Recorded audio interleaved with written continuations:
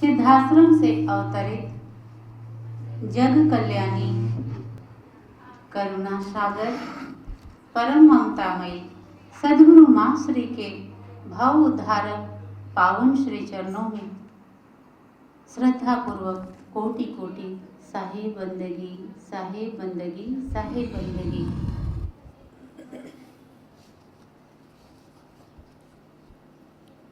जब सद्गुरु माँ की रचनाओं के बारे में सोचा जाता है तो सर्वप्रथम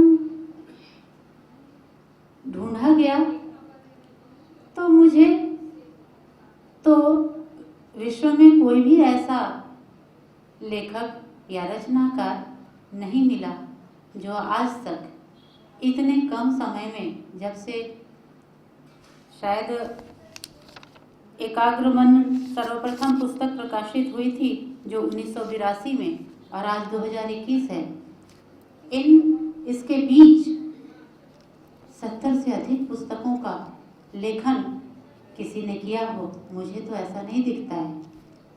इस भारत भूमि में नहीं, मैं संपूर्ण विश्व की बात कर रही हूँ, कहीं ऐसा नहीं मिलता है। इसलिए आज मैं अद्भुत अलौकिक रचनाकार, सृजनहार सद्गुरु माँ की रचनाओं के विषय में कुछ कहने का प्रयास कर रही हूँ। मैं सोच रही थी लिखने से पहले कि रचनाएं तो माँ की लिखी हुई करीब 70 पुस्तकें हैं, उन पर ही लिखना चाहिए, परंतु रविवार को, इसी बीते रविवार को मैंने पूछा गुरु माँ से, थोड़ी विभ्रमित हो रही थी कि क्या लिखूं क्या नहीं। मैंने पूछा कि माँ, रचनाएं के अंतर्गत तो सिर्फ पुस्तकें ही आएंगी या भजन भी? गुरु माँ ने कहने की कृपा की कि रचनाओं में सद्गुरु माँ का बहुत कुछ आएगा। निर्माण कार्य, भवन निर्माण, ये म्यूरल, भित्ति चित्र, ये कबीर ज्ञान दर्शन का निर्माण, उसमें पेंटिंग्स लगे हैं, वो पद, पुस्तक सभी आ जाएंगे। जितने भी निर्माण कार्य हुए हैं उनकी प्रथम कल्पना गुरु माँ के द्वारा हुई, फिर उसे साकार रूप दिया गया। यह सुनकर मैं अभिभूत हो गई।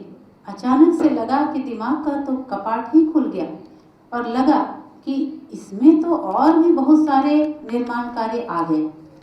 यह तो भवन निर्माण के बारे में तो गुरु माँ ने कहा, लेकिन अचानक से ये दिमाग में आया कि जैसे हम शिष्यों का चरित्र निर्माण, हमारे संस्कारों की निर्मिति, हमारे अंदर ज्ञान के प्रकाश का सृजन, हमारे अंतस में शांति एवं आनंद सागर का सृजन, सिर्फ हम ही नहीं, लाखों लोगों के भीतर सुसंस्कृत मन का गढ़ना, हजारों लाखों के भीतर देहाध्यास से ऊपर उठने की युक्ति बताकर चिरंतन शाश्वत सुख का सृजन।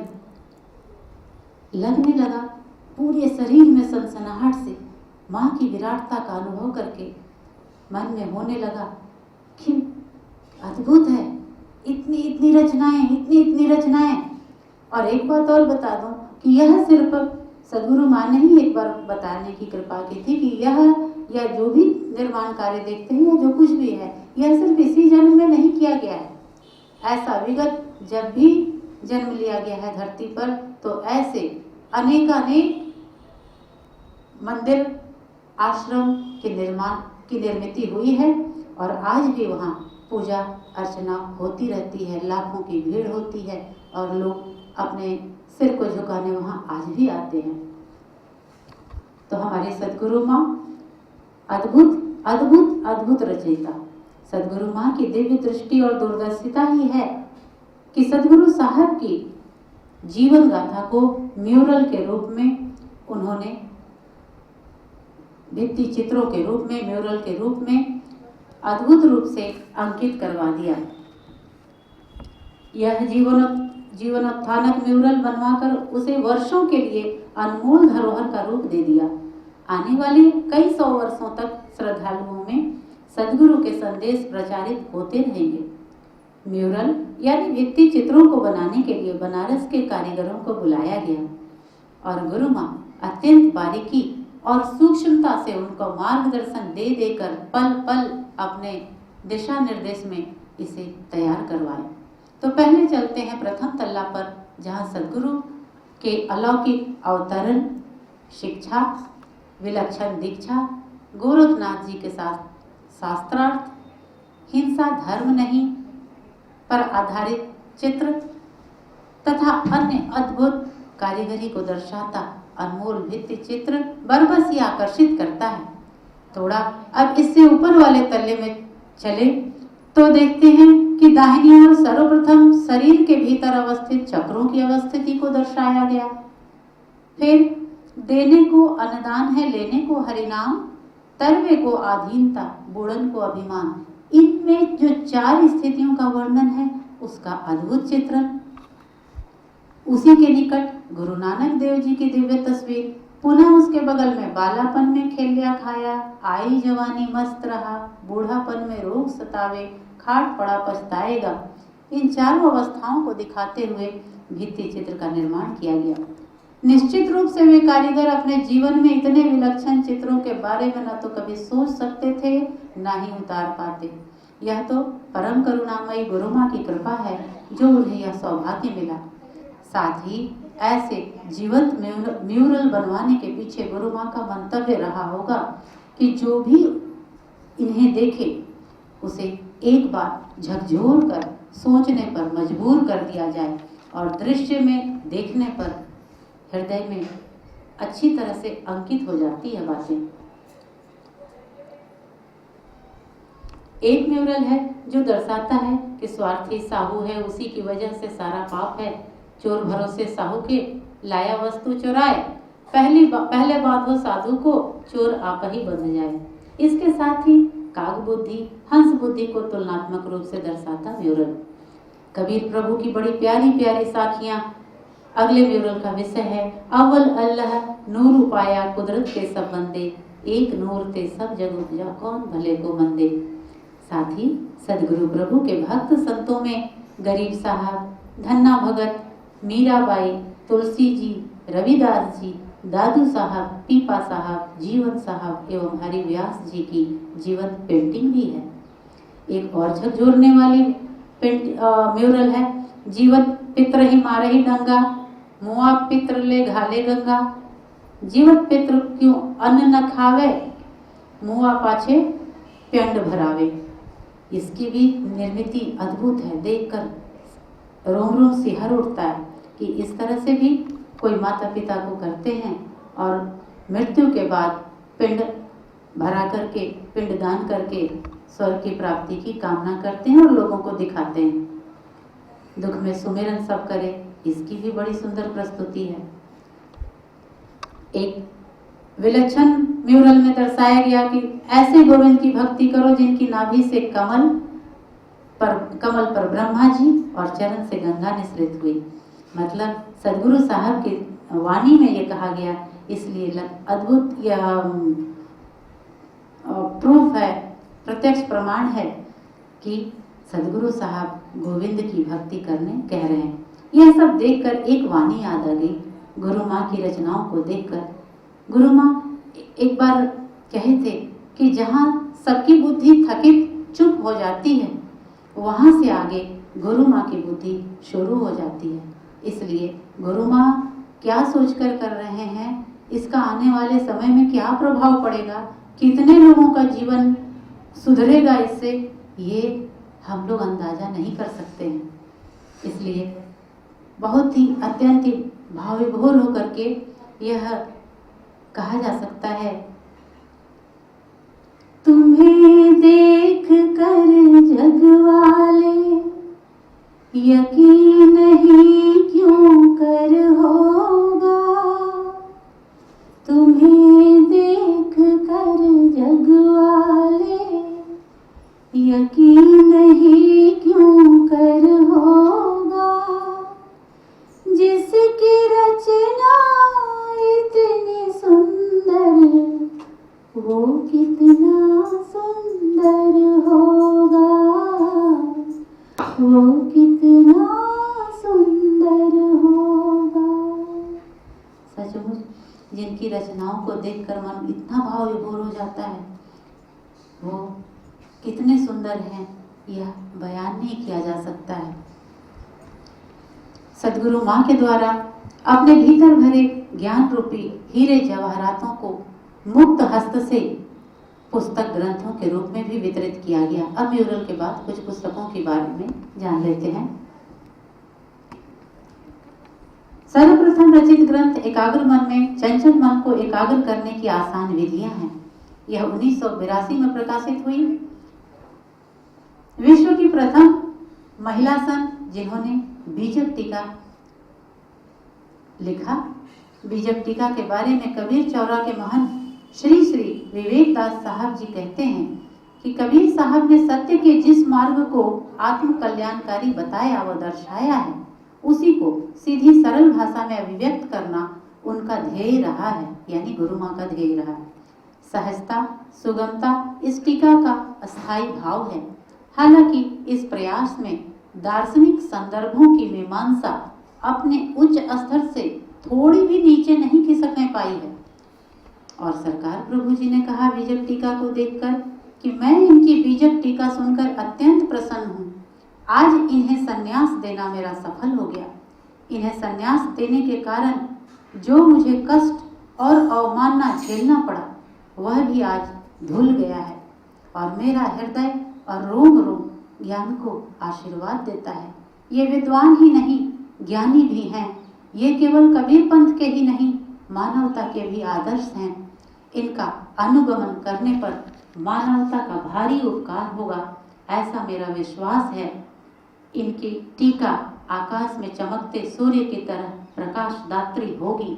आने वाला कल इन पर और इनकी टीका पर गर्व करेगा। सरकार प्रभु की बात चली।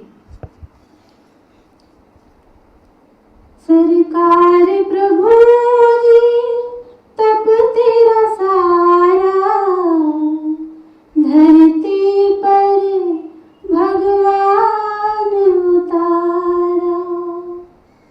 सौ सौ बलिहारी है तुम्हारी, हमको दिया है आँख का तारा।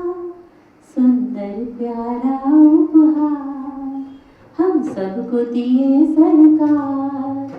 सुंदर प्यारा उपहार हम सबको दिए सरकार। चलो झूमे नाच गाए और खुशियाँ मनाए। चलो झूमे नाच गाए और खुशियाँ मनाए।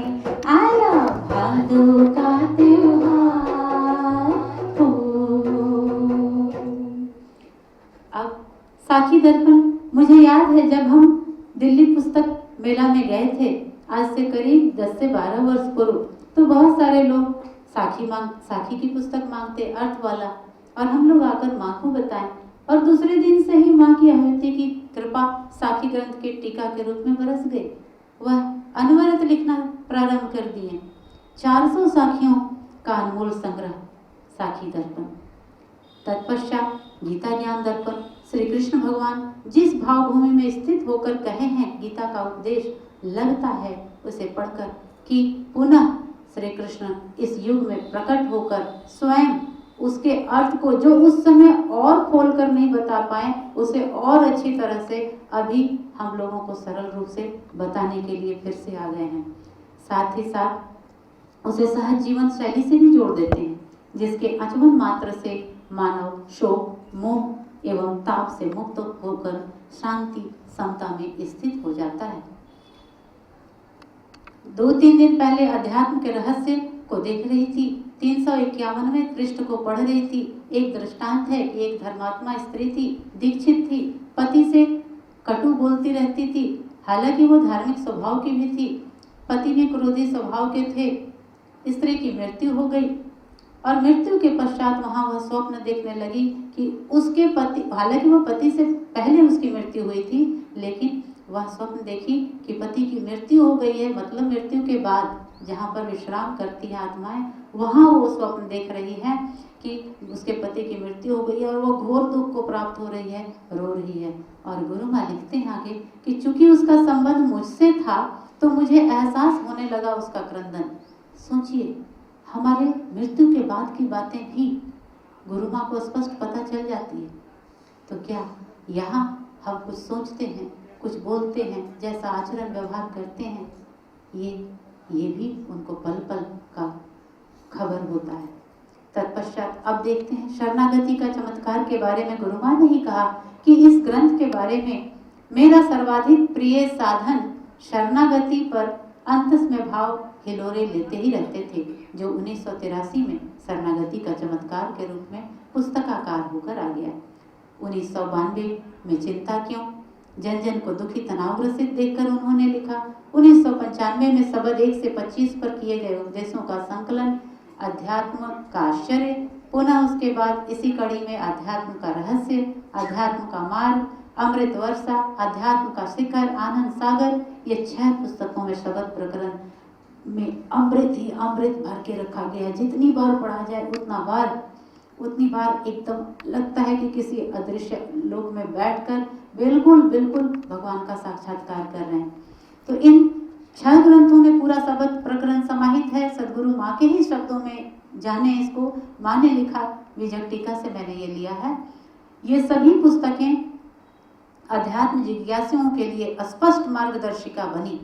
भारत के कोने कोने तक पुस्तकें प्रचारित हुई और लोग सदगुरु कबीर साहब के बीजक पदों में छुपे ज्ञान को हृदय ग्राही रूप में पाकर भावविभोर हो उठे। अनेक प्रशंसा पत्र मिलने लग गए। आगे गुरु माँ कहते हैं कि मुझे प्रतीत हुआ कि लेखन कार्य के द्वारा लोगों को झकझोरा जा सकता है और मूर्छित प्राय आत्मा में पुनर्जागरण का अमृत भरा जा सकता है। निष्ठाओं के छत विछत आज के स्वरूप को देखकर परम कारुणिक संत हृदय द्रवित हो उठते हैं और आत्मस्फूर्त प्रेरणा से मानव के मानस स्तर को पुनः मानवीय गरिमा को आसनासीन करने को कटिबद्ध हो जाते हैं। उसी गरिमा की स्थापना और करुणार्द्र होने के कारण इसके पश्चात गुरु माँ की लेखनी कभी विराम नहीं पाई, अनवरत सतत निर्बाध गति से चलती रही। आज भी लेखनी गतिमान ही है, जो हम गीता ज्ञान दर्पण के रूप में 6 खंडों में प्रकाशित देख पा रहे हैं। प्रत्येक खंड में कम से कम 250 पृष्ठ, शायद एक खंड 500 पेज का शुरू में लिखा जाता होगा या उससे भी अधिक, फिर शोधन होते होते उसे 250 पृष्ठों तक समेटा जाता है। 250 से 300 पृष्ठों में अद्भुत परिश्रम देखकर सुनकर पसीना छूट जाता है। और जो इसको कर रहे हैं धन्य है वो। 96 से 98 तक में कुछ पुस्तकें लिखी गई। तीसरी आंख, जिसमें कुरान में अन्य धर्मों के प्रति दृष्टिकोण तथा हिंदू धर्म में प्रचारित प्रक्षेपक का तथ्यपरक जोरदार खंडन है, जिसके कारण विश्व हिंदू परिषद के माननीय श्री मोहन भागवत जी जब भी आते हैं तो अब तक वो शायद सैकड़ों प्रतियां इसकी मंगवा चुके हैं और वो लोगों में इसको बांटते हैं, जिसमें बड़े ही तथ्यपूर्ण तरीके से सब कुछ कहा गया है। हारे निराश लोगों के अंतस में आत्मबल की प्रचंड अग्नि सुलगा देने वाली पुस्तक है प्रकाश उतरा आंगन में। साधन योग ध्यान में डूब गुप्त यौगिक विधियों को जानना चाहते हैं तो योग की डगर पर चले आए। मन के जीते जीत पढ़कर क्रांति घटित कर लें। टूटते परिवारों और दरकते रिश्तों को पुनर्जीवित करना चाहते हैं तो परिवार में स्वर्ग में डुबकी लगाएं। नारी की शक्ति पहचाननी हो तो नारी तू नारायणी माताओं अपने शक्ति पहचानों को पढ़कर हम अपने भीतर छुपी असीम शक्तियों को जागृत कर सकते हैं। भक्ति की बात करें तो नवधा भक्ति, कबीर की विष्णु भक्ति, नारदीय भक्ति, प्रभु तो भक्ति के वश भाई, भक्ति किसकी करें, ये सब पढ़कर भक्ति की उस मधुरिमा का आस्वादन कर सकते हैं जिसकी तुलना में संसार का समस्त माधुर्य फीका है। सच्चे धर्म की बात हो तो सच्चा धर्म पुस्तक धर्म सुख का आधार में धर्म का टकसारी स्वरूप चमचमाता है। वहीं यदि जानना हो कि आखिर गुरु ने अपने दोनों हाथों में वह कौन सा अमृत छुपा रखा है जो गोविंद 4 भुजाओं से भी दान देने में समर्थ नहीं है, तो आप बेधड़क बलिहारी गुरु आपने, गुरु ने पुकारा, गुरु है बड़े गोविंद से में छपाका लगा दीजिए। मेरे जीवन के 4 सूत्र के प्रथम पृष्ठ पर ही लिखी ये पंक्तियां अलौकिक लगी मुझे, जिसे मैं आपसे बांट रही हूँ। माँ लिखते हैं, मैं एक आवाज सुन रही हूँ, सत्य का, परमात्मा का। मैं एक अनुभूति कर रही हूँ शांति का, आनंद का। आनंद महल के द्वार पर खड़ा कोई अपने हाथों को उठाकर अपने पास बुला रहा है। मेरे कानों से तुम भी उस आवाज को सुनो, मेरी अनुभूति से तुम भी शांति और आनंद का अनुभव करो। मेरे साथ तुम भी आनंद महल की ओर चलो। क्या यह रोमांचित करने हेतु आनंद महल में प्रवेश करने की उत्सुकता नहीं जगाता? जीवन सूत्र, 4 जीवन सूत्र के बाद फिर से 3 चमत्कारी सूत्र, सुधरो सुधारो, खाओ खिलाओ, हंसो हंसाओ। इस पुस्तक में कहते हैं गुरु माँ के चेहरे पर हंसी पहरादार के रहते पाप कर्म के चोर लुटेरे प्रवेश नहीं कर सकते। हंसता हुआ व्यक्ति कभी क्रोधी नहीं हो सकता है।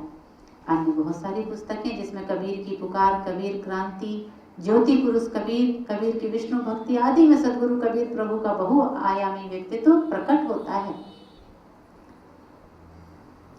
प्रामाणिक रूप से सब कुछ इसमें लिखा गया है सदगुरु कबीर प्रभु के बारे में। धनवंता सोई जानिए, दान का पात्र कौन, दत्तात्रेय के 24 गुरु। सदगुरु माँ की पुस्तकों में वह अनमोल अध्यात्म सागर है जिसमें जीवन के उत्थान और धरती पर रहनी, परमात्मा साक्षात्कार, गुरु भक्ति, परिवार में प्रेम क्या नहीं मिलता। सब कुछ प्रखर प्रखर पुष्पित है।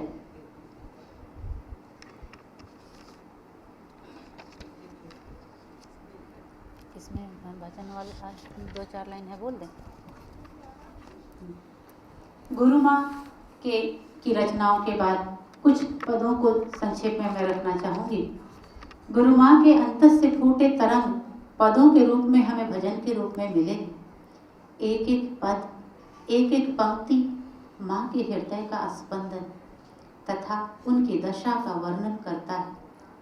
4-5 दिन पूर्व ही गुरु माँ बता रहे थे कि गुरु माँ घंटों तक प्रभु को पुकारते पुकारते अनवरत पद स्वतः ही निकलते रहते थे, घंटों तक निकलते रहते थे। उस विरह की अवस्था में उसे टांक पाना संभव नहीं था। कितने पद गाए गए इसकी कोई गणना नहीं है। जब उस अवस्था से बाहर आया जाता तो 4-5% शब्द टांक पाया जाता, जिसे आप भजन के रूप में देख पा रहे हैं। आप लोग जब इन भजनों को गाते हैं, गुरु माँ बता रहे हैं कि आप लोग जब इन भजनों को गाते हैं तो उन दिनों की ओर लौट जाया जाता है जैसे जगन्नाथ जी साल में एक बार मौसी के घर जाते हैं ना, वैसे ही गुरु माँ भी साल में एक बार पुनः उस स्थिति में लौट जाते हैं जिस स्थिति में इन गंभीर पदों को लिखा गया। वह पद उस दिन जो गाया जा रहा था वो था, ओ मेरे नादान दिल तू काहे होत उदास, ओ मेरे नादान दिल तू काहे होत उदास, प्रभु तुम्हारे साथ है तू काहे होत निराश, ओ मेरे नादान दिल तू काहे होत उदास। गुरु माँ के भजनों में सर्वाधिक भजन परमात्मा विरह प्रधान है, जिसमें घोर रुदन, आर्त पुकार एवं जल से निकाली गई मछली की तड़प है। एक भजन है, प्रेम पे उठी घनेरी, ओ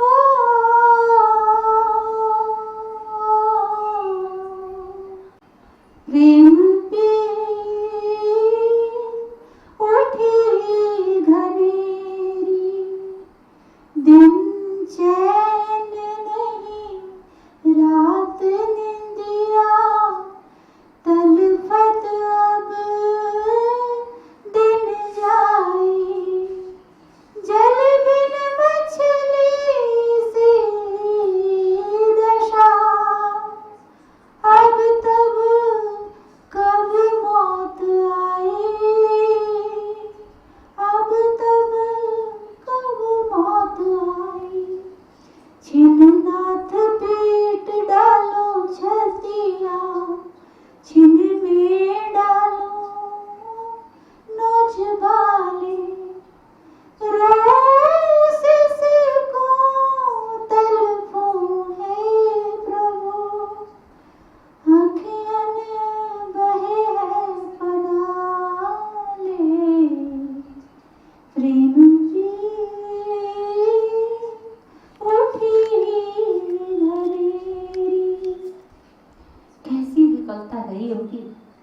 जो कहते हैं कि नोच डालूं बाल।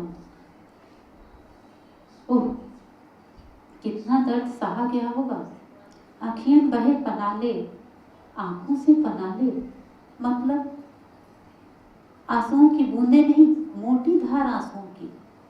एक जगह और भी विचित्र स्थिति मिलती है, अद्भुत अद्भुत स्थिति, जिसकी कल्पना शायद हम लोग नहीं कर पाएंगे। नैनों से बहे आंसू के परारे, दिल उमड़े बन अश्कों के झरने। स्वेद सरिता उमड़ी है आज, फिर भी तन मन लगा है जरने।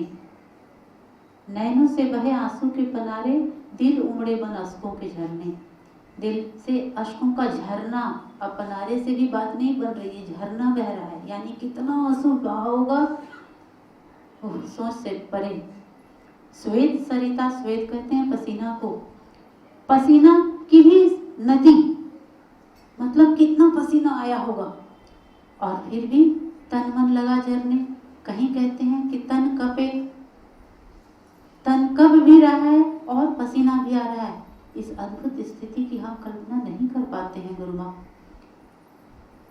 यह उच्च स्थिति की बात है, फिर भी पढ़कर रोमांचित तो मन हो ही जाता है। एक तरफ तन में कपकपी, दूसरी ओर पसीने की बूंदे, तन कपे और श्वेत चले, दृग बिंदु उमड़ आए। पता नहीं इस तरह का अनुभव कैसा होता होगा, यह तो समझ नहीं पाती माँ, पर इतना जरूर महसूस होता है कि यह स्थिति तो अत्यंत पीड़ादायक होगी, एकदम पागलों वाली स्थिति। तभी तो गाते हैं गुरु माँ, न जाने कैसा ये छाया उन्माद, न जाने कैसा ये छाया उन्माद, न जाने कैसा ये छाया उन्माद, न जाने कैसा ये छाया उन्माद। बिन अनल की रहती जलती, बिन पावस के आँख उमड़ती, पल में रोती, पल में सिसकती, पल में रोती, पल में सिसकती।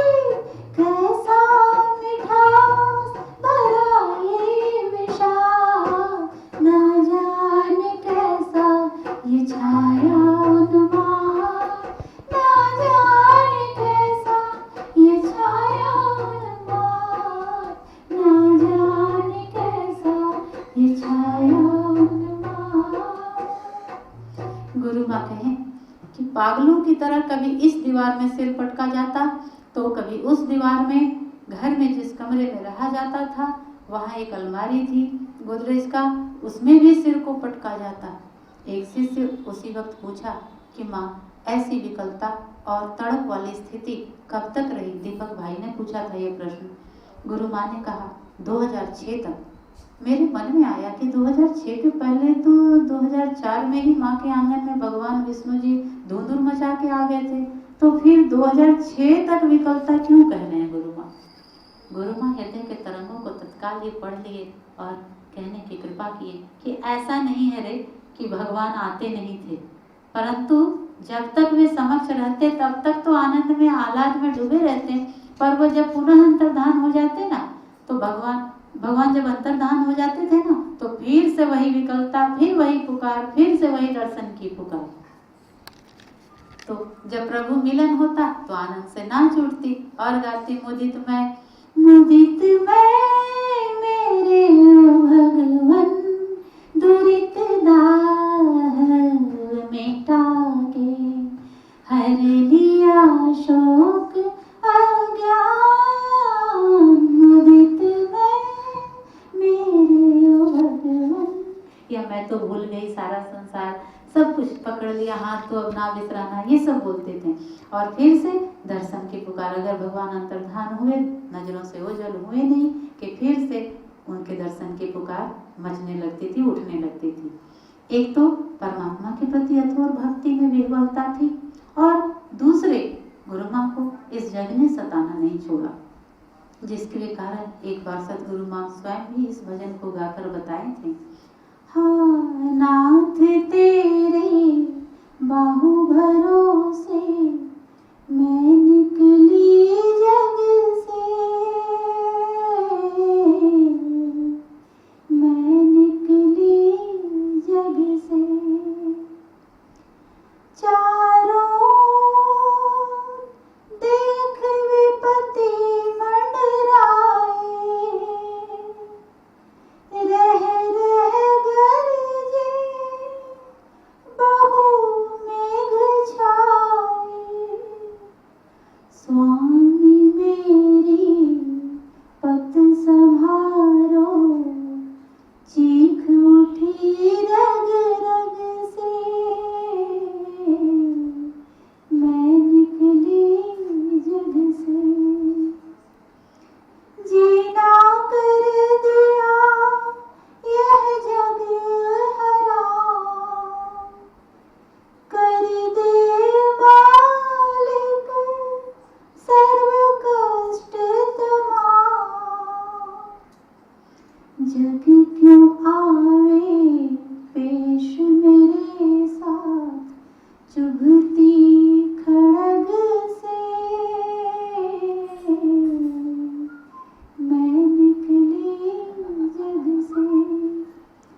आप सभी जानते हैं कि संन्यास लेने के क्रम में किस तरह घर परिवार जाति समाज और धर्म के ठेकेदार सबके सब माँ के खून के प्यासे बन रहे थे। कहीं किंचित भी आशा की ज्योति नहीं थी, शरीर भी जर्जरित। कसूर क्या था माँ का? उन्हें प्रभु प्रेम में प्रभु के लिए जीवन गुजारना था, बस इतना ही तो। फिर भी गुरु माँ को यह कहना पड़ा, मीरा का दुख प्राणेश्वर देख आज मुझ पर छाया, उनसे भी कुछ अधिक कष्ट हाय आज मुझ पर आया। सारा संस्कृति स्वामी बन रहा खून का प्यासा। इतनी कठोर परीक्षा होती तो हम लोग होते तो कहते कि रहने दो भगवान, नहीं करनी हमें भक्ति, तुमको ही मुबारक भक्ति, हमें अपने हाल पर छोड़ दो। पर ये तो सदगुरु माँ है, दुर्लभ अद्भुत मिट्टी से बने। कहते हैं प्राणपन से वैराग्य में जीवन में डटे रहेंगे, प्राणपन से वैराग्य में जीवन में डटे रहेंगे। शरीर विनष्ट हो सर्वस्व चला जाए, शरीर विनष्ट हो सर्वस्व चला जाए। चिंता ना करेंगे, चिंता ना करेंगे, प्राणपन से वैराग्य में जीवन में डटे रहेंगे। और तो और अपने मन की बात को कहते हैं और समझाते भी हैं अपने मन को। उस वक्त तो कोई सुनने वाला था भी नहीं माँ की व्यथा को। और कहते हैं, ओ मेरे नादान दिल तुम निंदा से नहीं घबराना, मन की प्रसन्नता और मुख की कांति हरगिज नहीं मिटाना। चाहे कोई ऋषि महर्षि हुए हों, चाहे कोई हुए हो भगवान, किसकी ना हुई जगत में निंदा, किसे नहीं कहा जग हैवान। नारी शरीर के कारण भी इतना कुछ कहा गया। बस अब दो शब्द कहकर अपनी वाणी को विराम दूंगी। नारी शरीर में आने के कारण इतना झेलना हुआ है कि सदगुरु माँ ने लिखा, हे मालिक मेरे हे भगवन, क्यों दिया मुझे नारी तन। ये संघर्ष, विरह और ईश्वर भक्ति के साथ साथ अद्भुत अद्भुत रंग दिखते हैं गुरु माँ के पदों में। मानवता का ह्रास होते देखते हैं तो माँ का मन हाहाकार कर उठता है और कहते हैं, ओह कितनी यह दुख की बात, डूब गए हम भौतिकवाद में, ठुकरा के प्रभु प्रदत्त सौगात। ओह कितनी है दुख की बात, ओह कितनी है दुख की बात। छाया धर्मी तुमुल अंधकार, देखो मुहताजों की थाली छिन रही है बुजुर्गगणों की। बुजुर्गगणों की व्यथा को इसमें कहा गया।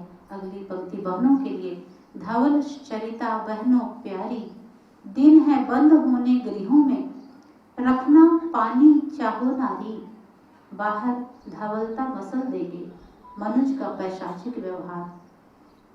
माँ का हृदय कितना हाहाकार किया होगा, तब ये सब पद आया। मुझे तो लगता है कि गुरु माँ के पदों को प्रतिदिन कोई गुनगुना ले, डूबकर पाठ कर ले, बस उसे और किसी अन्य साधन की आवश्यकता नहीं है। अन्य कोई भी ग्रंथ तो लोग लिखते हैं या सुनकर लिखते हैं, परंतु सद्गुरु माँ के पद उस एक लयता के समय का है। प्रभु में एकदम से लय होकर स्वतः निसृत हुए हैं, बिल्कुल श्रीहरि के चरणों से निसृत गंगा की तरह। बस डुबकी लगाएं और बड़ी से बड़ी मुसीबतों को भी इनके भवतारक भजनों की नौका में बैठकर हंसते हंसते पार हो जाएं। इन्हीं शब्दों के साथ यही विराम देना चाहूंगी। भूल चूक साहिब गुरु माँ क्षमा करेंगे माँ। साहिब बंदगी, साहिब बंदगी, साहिब बंदगी। माता च पिता त्वमेव, त्वमेव बन्धो च सखा त्वमेव, त्वमेव विद्या द्रविणं त्वमेव, त्वमेव सर्वं मम देव देव। आहा, आज का ही दिन, असल में कल का दिन भादो शुक्ल पक्ष गणेश चतुर्थी को भारत की पावन धरती पर हमारी ब्रह्मनिष्ठ आराध्य स्नेहिल प्रेमिल सद्गुरु माँ का साध्वी ज्ञानानंद जी का अवतरण हुआ। परम पिता परमेश्वर को भी हृदय की गहराइयों से बहुत बहुत धन्यवाद, जिन्होंने इस पृथ्वी पर आप जैसे ब्रह्मनिष्ठ गुरु को हम लोगों के बीच भेजा। आज का दिन हम शिष्यगण के लिए बहुत ही महत्वपूर्ण है। हमारे गिरिडीह शहर का भी परम सौभाग्य है कि एक महान आत्मा का प्रादुर्भाव हमारी नगरी में हुआ। अपनी गुरु माँ के बारे में कहने के लिए तो शब्द ही नहीं है, सिर्फ अनुभव ही अनुभव है। गुरु माँ को गुरु रूप में पाना ही हम लोगों का पूर्व जन्म जन्मांतरों का सौभाग्य है। यह केवल एक जन्म का नहीं है। शिष्य के जीवन में गुरु का महत्व क्या होता है, वह सिर्फ और सिर्फ एक शिष्य ही समझ सकता है। गुरु के प्रति प्रेम क्या होता है, श्रद्धा क्या होती है, वह एक शिष्य ही बता सकता है। हम तो यही कहेंगे, संत और वसंत में एक ही समानता होती है कि जिस प्रकार वसंत आने से प्रकृति सुधर जाती है, उसी प्रकार हमारे जीवन में ब्रह्मनिष्ठ गुरु आते हैं तो हमारी संस्कृति सुधर जाती है। ठीक ही कहा गया है, होनहार बिरवान के होत चिकने पात। गुरु माँ बाल अवस्था से हमारे पूर्व जन्मों के संस्कारों को आलोकित करना प्रारंभ कर दिए थे।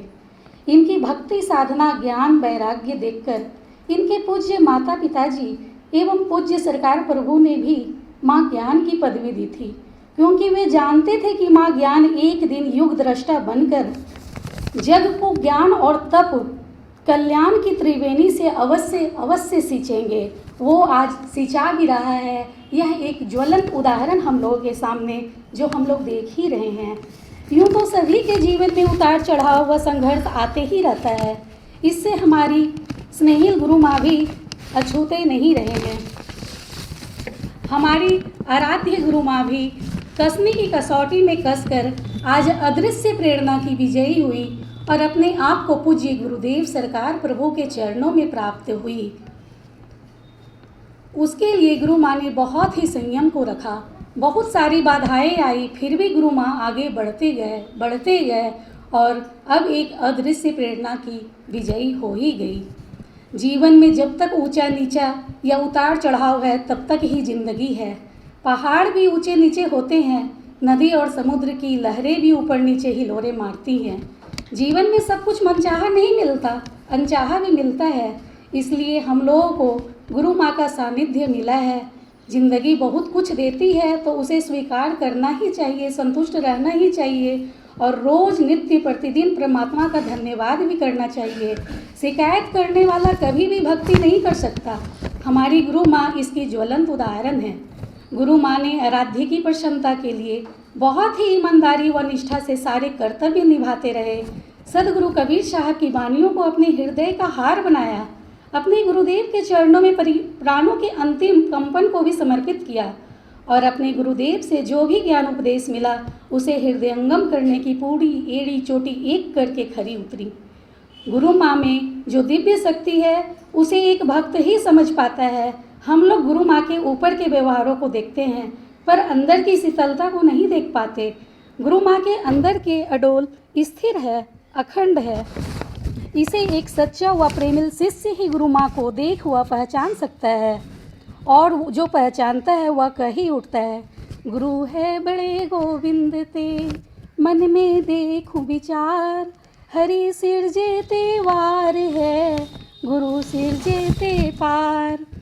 आज जब चारों ओर संसार कोरोना जैसी महामारी से ग्रसित हो गया, चारों तरफ नकारात्मकता और भय फैल गया, इस स्थिति में गुरु माँ द्वारा निर्देशित राम नाम का जाप करने से मन में अथाह शांति और निडर बनी रह गई। सरकार द्वारा दिए गए निर्देशों के कारण जब आश्रम आ पाना भी बंद रहा, गुरुद्वारे में बैठने आने का अवसर ना मिला, फिर भी हम लोगों को कभी भी ऐसा ना लगा कि हम लोग गुरु माँ से दूर है। हमेशा और लगते रहा कि और ज़्यादा नज़दीक होने लग गए। गुरु माँ तो हृदय में बस गए। ये गुरु माँ के शक्ति व शिष्य के भक्ति का ही सिर्फ परिचय है। गुरु शक्ति सदैव शिष्य पर साथ रहती ही रहती है, और यह शक्ति इतनी प्रबल होती है कि शिष्य को एहसास तक नहीं होने देती कि यह शक्तिशाली सुरक्षा कवच चक्र में है। इसलिए कभी भी ब्रह्मनिष्ठ गुरु पर से विश्वास नहीं खोना चाहिए। शिष्य की बहुत बड़ी भूल होती है कि वह अकेला है।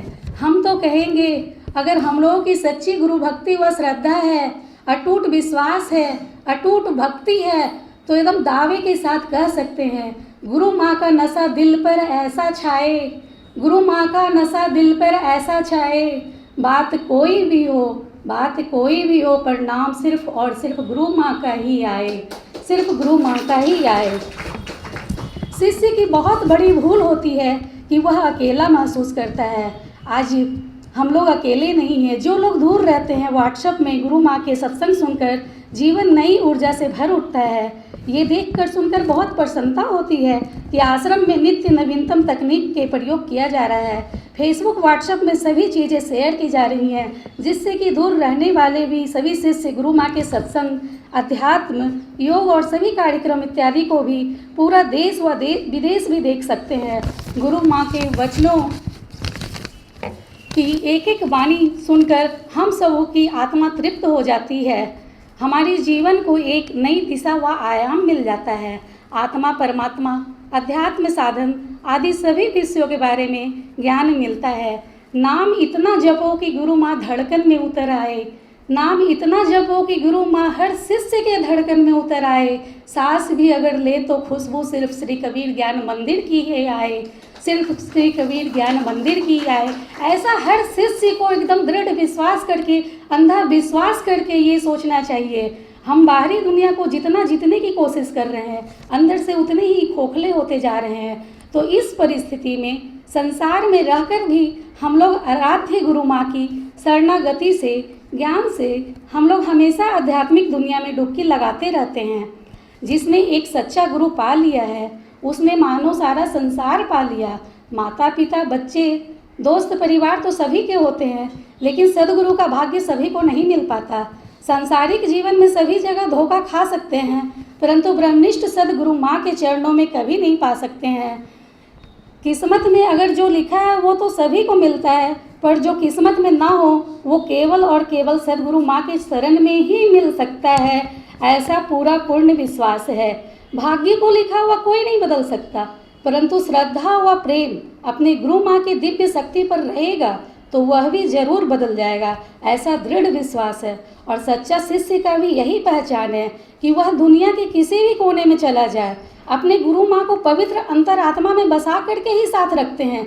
एक क्षण भी गुरु माँ को भूला नहीं जा सकता है। शिष्य कहीं भी रहे, अगर गुरु माँ को राष्ट्र भक्ति, देश भक्ति, सभी से भक्ति है तो सिर्फ और सिर्फ हम लोगों को यही करना है कि हम लोगों को अपनी गुरु माँ के प्रति भक्ति इतना होना चाहिए, इतना होना चाहिए। वो भक्ति अगर दिव्य हो जाती है तो गुरु माँ का जिस चीज़ से भक्ति है तो शिष्य में अपने आप वो आ जाएगी। इसमें कोई नहीं बोल सकता है। सदगुरु का दरबार अनूठा, प्राण पिलाए जाते हैं।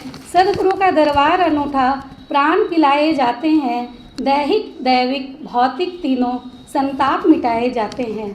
है श्रद्धा विश्वास न जिनमें, उन भटकों का क्या कहना, वरना मजदारों वालों को भी गुरु कृपा से पार लगाए जाते हैं। हे सच्चिदानंद स्वरूप, सर्वशक्तिमान देव जगदाधर जगदीश्वर, हम सभी आपके शिष्यगण श्रद्धापूर्वक आपको साहिब बंदगी करते हैं। आपकी समस्त कृपाओं के प्रति आभार व्यक्त करते हैं। अपनी कृपा छाया से हमें भरिए, अपनी करुणा वर्षाइए। हे सद्गुरु माँ, आपका आशीष हमारे सिर पर रहे।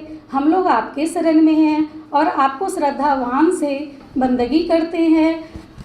हम कल गुरु माँ का जन्मदिन है, इसलिए जन्मदिन की बहुत सारी ढेर सारी बधाइयाँ। गुरु माँ हमेशा स्वस्थ रहें, हमेशा एक स्वस्थ इतना रहे कि इनकी दिव्य शक्ति इतनी बढ़ती जाए कि हम लोग उसी से सिर्फ खुश रह सकते हैं।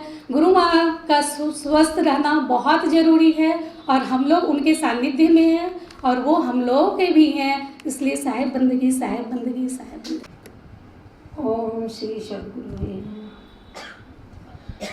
सर्वप्रथम हमारी परम आराध्या प्रातः स्मरणीय सद्गुरु माँ के कमलवत पावन चरणों में अनंत अनंत बार वंदे। सद्गुरु सरकार प्रभु जी, सद्गुरु कबीर शाह, श्री भगवान विष्णु जी के साथ साथ गुरु माता जी एवं पिताजी के चरणों में बारंबार बंदगी। आज मौसम कुछ बदला सा लग रहा है। पवन मदमस्त हो पूरे वातावरण को सुवासित कर रही है। सूर्य में कुछ अलग ही तेज है। धरती में एक अजब सा सौंधापन है। पेड़ पौधे भी मस्ती में झूम रहे हैं। हर पुष्प की यह अभिलाषा है कि उन चरणों पर चढ़ने का मौका मिल जाए ताकि वे अपने परम भाग्य पर इठला सकें। इसलिए वह हुलस रहे हैं कि काश किसी की नज़र मुझ पे पड़ जाए और उन्हें तोड़कर उन पावन चरणों पर चढ़ा दे। गौशाला में गैयों एवं बच्चियों में मानो होड़ सी लगी। कब उनकी एक झलक मिल जाए और हम सभी भाई बहनों का तो खुशी का ठिकाना ही नहीं। जी समझ गए ना कि मैं सद्गुरु माँ के बारे में बात कर रही हूँ। कल 10 तारीख को गुरु माँ का आविर्भाव दिवस है और ये दिवस हर शिष्य के लिए परम पावनीय सबसे महत्वपूर्ण पर्व है। हम सभी शिष्यों के लिए सद्गुरु माँ ने हम सभी पर असीम करुणा बरसाई है कि हम सभी के उद्धार के लिए उन्होंने यह मानव तन स्वीकार किया है। वे तो पूर्ण गुरु हैं, परमात्मा स्वरूप हैं, वे तो परम मुक्त हैं। उन्होंने यह शरीर सिर्फ और सिर्फ जन कल्याण के लिए ही तो धारण किया है। सद्गुरु माँ के इस जन्मदिन के अवसर पर मुझे भी एक विषय पर सामाजिक समरसता और वर्ण व्यवस्था पर कुछ उद्गार व्यक्त करने का सुअवसर प्राप्त हुआ है। वैसे तो यह विषय बहुत ही बड़ा है, लेकिन समय सीमा को ध्यान में रखते हुए बहुत ही संक्षेप में इसमें मैं बोलने का प्रयास कर रही हूँ। और इसमें जो भी बोला जाएगा सद्गुरु माँ के द्वारा ही सुना, पढ़ा और जाना गया चीज़ को ही बोला जाएगा। सद्गुरु माँ ने अपने सत्संग में अनेकों बार सामाजिक समरसता की चर्चा करते हुए कहा कि जब तक समाज में समानता की भावना नहीं आएगी तब तक उसका विकास होना संभव नहीं। समाज में समरसता कैसे आएगी जब तक समाज में ऊंच नीच, छुआछूत नामक रोग लगा हुआ है। इस रोग के निवारण किए बिना स्वस्थ समाज की कल्पना भी नहीं की जा सकती। पता नहीं हम क्यों लकीर के फकीर बने हुए हैं। सद्गुरु माँ ने बताया कि पौराणिक समय में हमारे समाज में कर्म के आधार पर ही जाति विभेद था, जन्म के आधार पर नहीं। यदि कोई विद्या दान दे रहा है या शास्त्र वेद पुराणों को समझाने का कार्य कर रहा है तो अवश्य ब्राह्मण माना जाता था। यदि कोई व्यापार से संबंधित कोई कार्य कर रहा है तो वह वैश्य, यदि वह राज्य की सुरक्षा के कार्य में लगा हुआ है तो उसे क्षत्रिय कहा जाता था। यदि कोई साफ संबंधित कार्य में लगा हुआ है तो उसे शूद्र माना जाता था। लेकिन बाद में पता नहीं कैसे यह रीति बन गई कि जो जिस जाति के माता पिता की संतान होगा वह उसी जाति का माना जाएगा। आज यदि ब्राह्मण का पुत्र वेद पुराण एवं अपनी सनातनी परंपरा से अनभिज्ञ भी है तो लोग उसे सिर्फ ब्राह्मण का बेटा मानकर उसे भी प्रणाम करते हैं। और यदि कोई वैश्य, क्षत्रिय या शूद्र में कोई इन सब की अच्छी जानकारी रखता हो तो भी उसे वह इज्जत नहीं मिल पाती। इस विषय पर सद्गुरु माँ ने एक ऐसा गूढ़ राज हमें बता दिया कि यदि हम सभी इसे जान लें तो मन में किसी प्रकार की कोई भ्रांति ही नहीं रहेगी। सद्गुरु माँ के द्वारा ही जाना गया कि जब सृष्टि की उत्पत्ति हुई थी तो उस समय परमात्मा ने ब्रह्म ज्ञान का सर्वप्रथम जो शंकर नाम के एक ऋषि थे उन्हें प्रदान किया गया था। उनके द्वारा फिर सप्त ऋषियों तक यह ज्ञान आया। वही सप्त ऋषि जिनके अंतर्गत यदामुनि जी, भारद्वाज जी, कश्यप जी, सांडिल्य जी, अत्रि जी, गौतम जी और विश्वामित्र जी हैं, जिनके हम संतान अपने आप को मानते हैं, क्योंकि हमारे समाज में जो भी हम गोत्र जो है इन्हीं सप्त ऋषियों के नाम पर चलता है, जिससे कि सप्त ऋषि गोत्र जाना जाता है। उन्हीं सप्त ऋषियों को हम संतान हैं। आज भी जब विवाह पूजा पाठ होता है तो पंडित जी अपने गोत्र का नाम लेने को कहते हैं। सबसे केवल बात यह है कि ये सातों गोत्र लगभग सभी जातियों में पाए जाते हैं। सद्गुरु माँ ने हमें बताया कि पूर्व काल में हमारे पूर्वजों ने अपने कार्य के अनुरूप अपनी जाति तो बदल ली, लेकिन उन्होंने अपना गोत्र नहीं बदला। यह जाति जन्म के आधार पर नहीं बल्कि कर्म के आधार पर बनी। यह इसका बहुत ही बड़ा प्रूफ है। इस उदाहरण को समझने के लिए कुछ और भी बातों पर चर्चा हो सकती है कि जब एक इंजीनियर का बेटा बिना इंजीनियरिंग की पढ़ाई किए इंजीनियर नहीं बन सकता, कोई डॉक्टर का बेटा यदि चाहे कि बिना मेडिकल की पढ़ाई के वह डॉक्टर बन जाए, या किसी शिक्षक का बेटा अगर चाहे, बेटा बेटी कोई भी, कि हम शिक्षक बन जाए, तो क्या संभव है? कदापि नहीं। तो जब बिना पढ़ाई या बिना गुण के उस पदवी को प्राप्त नहीं किया जा सकता, तो एक ऐसी विडंबना है कि जिस जाति में जिसने जन्म ले लिया उस जाति का उस पर मोहर लग जाता है, उससे वह उबर नहीं पाता। सद्गुरु माँ के द्वारा दिए गए इस समझ को विकसित करने पर सामाजिक समरसता उत्पन्न नहीं होगी और हम पूर्वाग्रह से ग्रसित विचारधारा से बाहर नहीं निकल पाएंगे। एक और उदाहरण के द्वारा गुरु माँ ने बताया था, किसी ऑफिस में यदि कोई पढ़ा लिखा चपरासी है और वह अपनी योग्यता के अनुसार कुछ परीक्षाओं को पास करके उसी ऑफिस में अगर वह बड़ा अफसर बन जाता है तो वो चपरासी का काम नहीं करता। जिस पदवी पे वो जाता है उस काम को वो करता है, और हम भी उसे चपरासी समझ के उसे ट्रीट नहीं कर सकते। जिस पदवी पे वे हैं उनके यथासंभव हमें उनको सम्मान देना होता है। तो क्या ऑफिस व्यवस्था में अगर कोई चपरासी अपनी अथक प्रयास से उस सर्वोच्च पद को प्राप्त कर सकता है, तो क्या समाज में निम्न जाति का अगर कोई व्यक्ति अगर ब्राह्मणत्व के गुण को अगर वो विकसित कर ले तो क्या वो ब्राह्मण नहीं बन सकता? सद्गुरु माँ से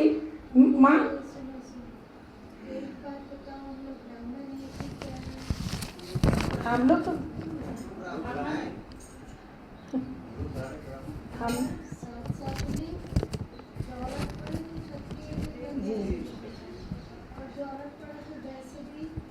जी जी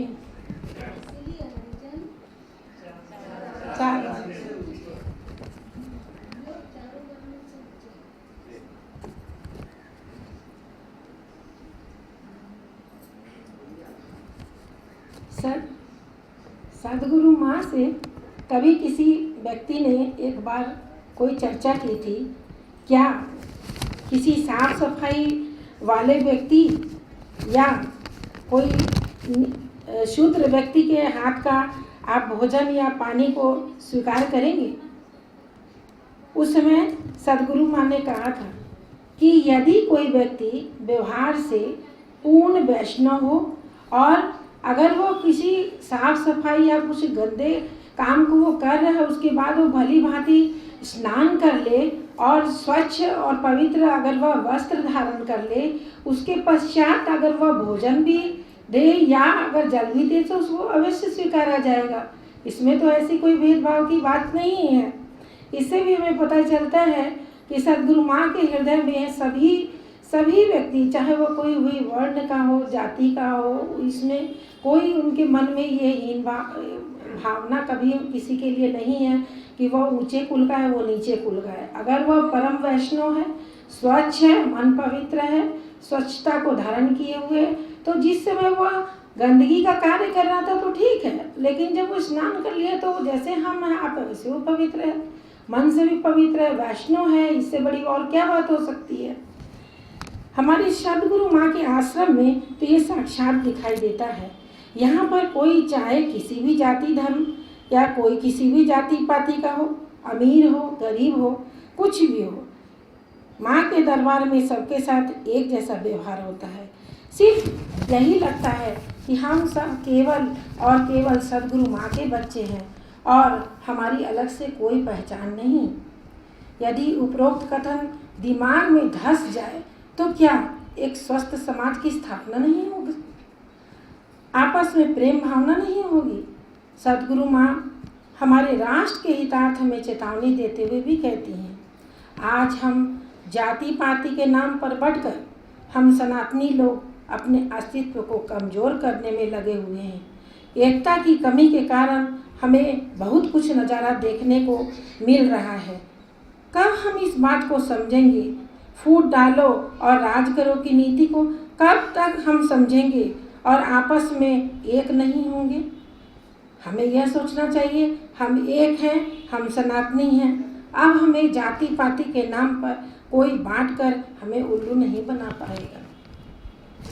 सद्गुरु माँ ने श्रीमद् भागवत गीता से भी श्री कृष्ण जी के गुण कर्म विभाग में भी बताया कि श्री कृष्ण जी भी यही बोलते हैं कि गुण के आधार पर ही जाति का निर्धारण होना चाहिए और एक व्यक्ति अपने जीवन काल में कई बार शूद्र बनता है, कई बार क्षत्रिय बनता है और कई बार वह वैश्य बनता है। जैसे यदि गुरु माँ ने कहा था कि अगर हम मानसिक अपनी जो अंतर्द्वंद है उससे जब हम कसमकस करते हैं वह भी एक युद्ध के समान है, उस समय हम क्षत्रिय होते हैं। या सीमा पर कोई प्रहरी कोई भी अगर देश की रक्षा के लिए है तो वह वहाँ पर क्षत्रिय है। अगर हम कभी व्यापार से संबंधित अगर अपना जीवन यापन से संबंधित जिस कार्य को कर रहे हैं उस समय हम वैश्य बन जाते हैं। इसलिए मेन गुरु माँ का कहने का यही है कि हम सभी में सामाजिक समरसता आने के लिए ये बहुत ज़रूरी है।